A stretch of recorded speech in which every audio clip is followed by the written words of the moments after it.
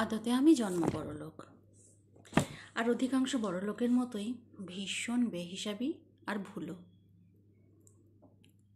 এই যে ধরুন আমি এত বড়লোক, এটাই আমার মনে থাকে না। ভাগ্যিস আশপাশের লোকজন আমাকে ফোন করে মনে করিয়ে দেন যে আমি কতটা বড়লোক। আর বিভিন্ন কোম্পানিতে, যেমন মাহিন্দ্রা, রিলায়েন্স, আইসিআইসিআই প্রুডেন্সিয়াল, এরকম বড় বড় ব্র্যান্ডের কোম্পানিতে কোথাও 80,000, কোথাও 1,00,000, কোথাও 2,00,000 টাকা ইনভেস্ট করে আমি রেখে দিয়েছি। আর কোনো জায়গায় হয়তো একটা বা দুটো প্রিমিয়াম দিয়ে ভুলে গেছি, আর কোনো প্রিমিয়াম দেওয়া হয়নি। আর এতদিন পর আমার সেই সদ্বংশজাত ভাই বোনেরা ওই টাকাগুলো ফেরত দেওয়ার জন্য আমাকে কল করে।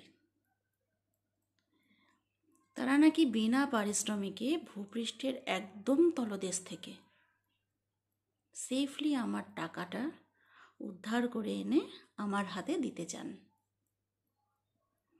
আমি খুব ক্যাজুয়ালি তাদেরকে এরকমভাবেই বলি, বাদ দেন, কয়েক হাজার টাকা, এত চাপ নেবার দরকার নেই।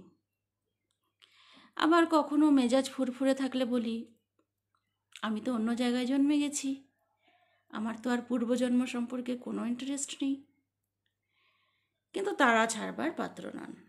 এরকমই একটা কল আসে আজ দুপুরবেলা।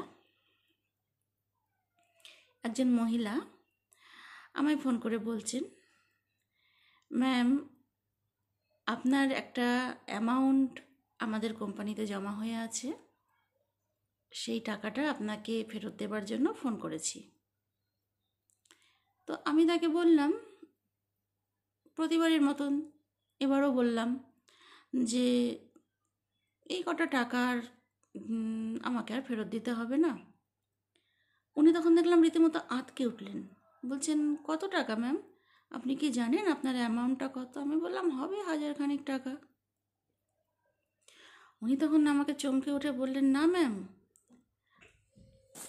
টাকাটা 2,00,000 টাকা।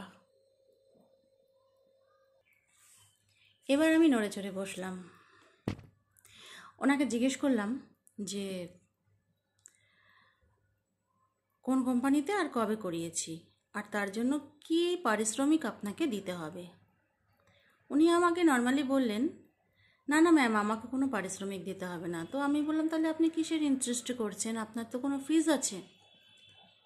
উনি বললেন, না ম্যাম, শুধু আপনার আধার, প্যান আর যে অ্যাকাউন্টে টাকাটা ঢুকবে তার ডিটেলসটা দিলেই হবে।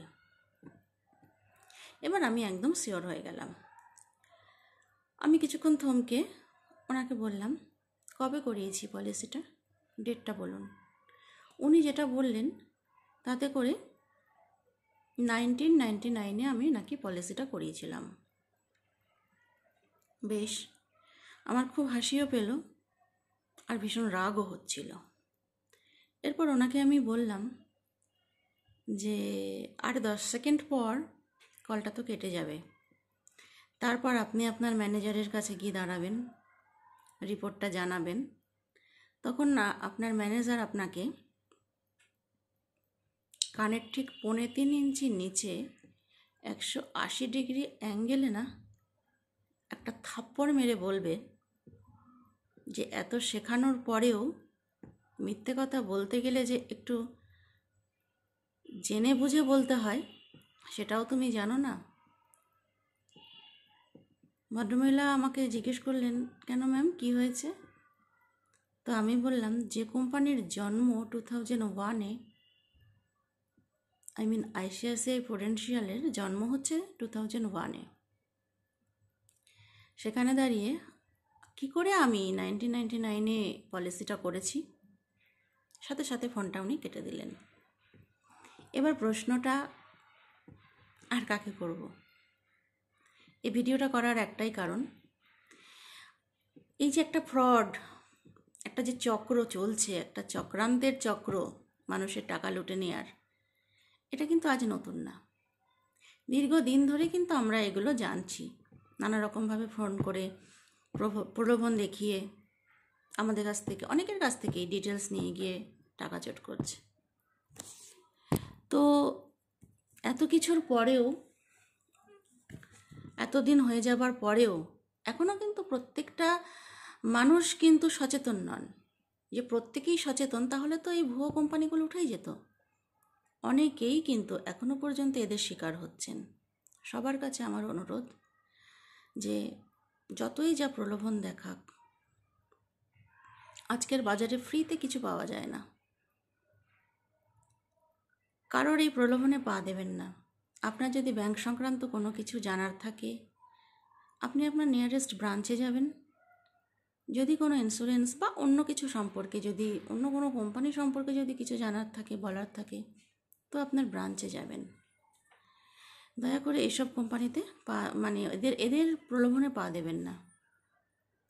এটা আপনাদের কাছে আমার বলার ছিল। বারবার করে এই কথাটা বলার হয়তো কোনো দরকার নেই, কারণ সবাই সচেতন, কিন্তু তাও এসব কোম্পানিগুলো রমরমিয়ে চলছে কিছু লোকের অসচেতনতা এবং বোকামির কারণে। আপনারা সবাই ভালো থাকুন, সুস্থ থাকুন। যদি ভিডিওটা ভালো লাগে একটু শেয়ার করে দেবেন। ধন্যবাদ।